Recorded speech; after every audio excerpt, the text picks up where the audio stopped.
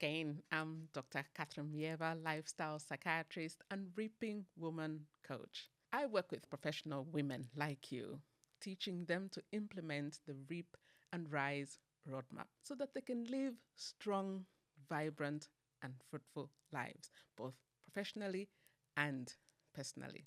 In the last two sessions, we looked at the first half Reap, which is reflect, envision, analyze, and plan, where we set the foundation. And then in the last session, we stepped into the second half, the Rise, which stands for reset, implement, sustain, and enjoy for that intentional transformation. And today, we're going to pause, breathe, and really look at the power of reflection. And specifically, we're going to be focusing on reflect, the step of the Reap and Rise roadmap.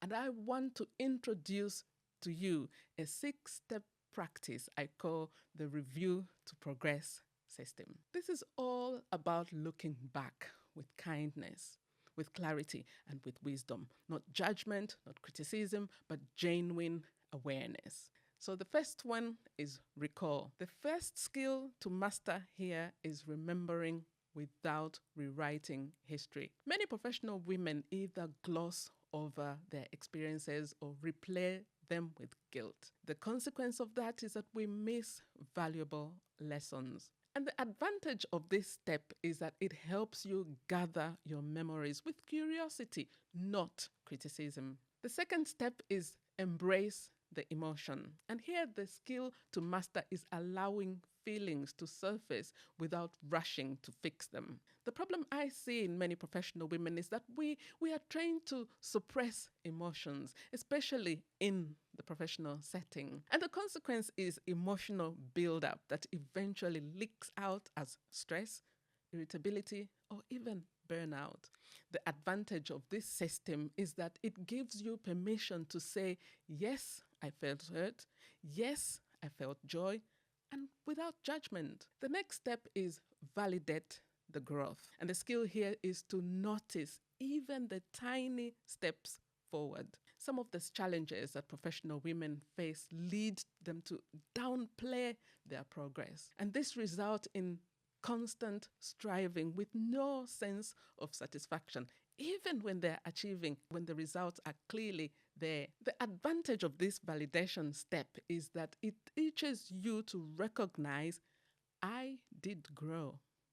I am changing.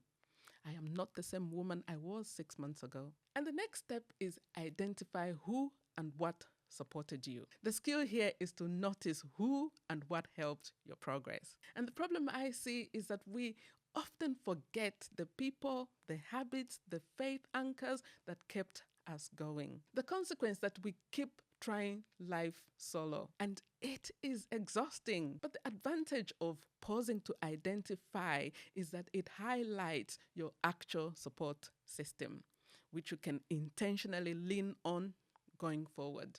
And the next step is express gratitude.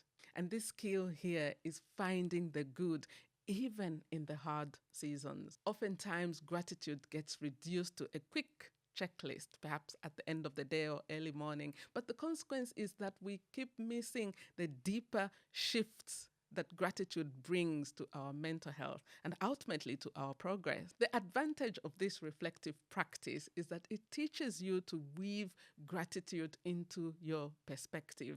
So even difficult times become fertile ground for growth. And finally, the 6th step is witness the present. And here's where we'll pause and look within. This skill is to tune into where you are right now, whether it's mentally, spiritually, physically, socially, financially, and vocationally, and other areas that you choose. So now we're going to look deeper into the last step. What does it mean to witness the present? Well, it means stepping out of autopilot long enough to notice what's happening inside you in this very moment. And why is that important? Because professional women like us live in 2 time zones. The past, what went wrong, and the future, what must I do to fix it? So very few of us live in the here and now. And if you're never in the now, you miss the data your mind and your body are trying to give you. So how do I do that? Well, think of it as a 3-step witness practice. Number 1, stop what you're doing. Close your eyes if you can. And then number 2, scan. Ask yourself, what's my body telling me? My mood, my energy, my spirit? And number 3, put simple words to it. I feel heavy in my heart. My mind feels restless. I feel grateful but tired. I feel anxious about the next bill. I feel excited about meeting whoever you're meeting. And why are these 3 steps important? Why is it particularly important to name it? Because when you name it, you gain choice. What you name, you can navigate, and what you ignore controls you. Write this down if you are listening with a pen. Pause, scan, name. That's it. So let me illustrate with a story.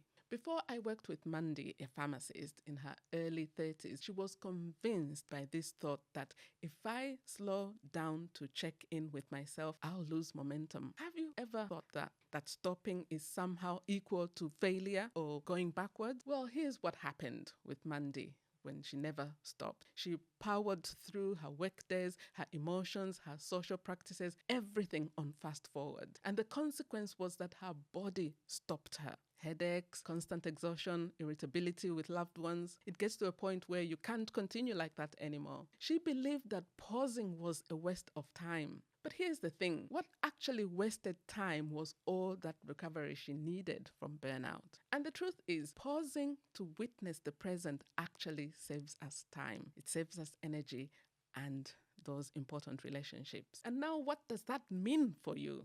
Well, it means that slowing down isn't laziness, it's leadership. Leadership of yourself. So Mandy learned the 3-step witness practice. Pause, scan, name. She began checking in for 2 minutes at lunchtime and before bed. And after we worked together, she noticed she could catch stress earlier, respond with more grace, and even sleep better.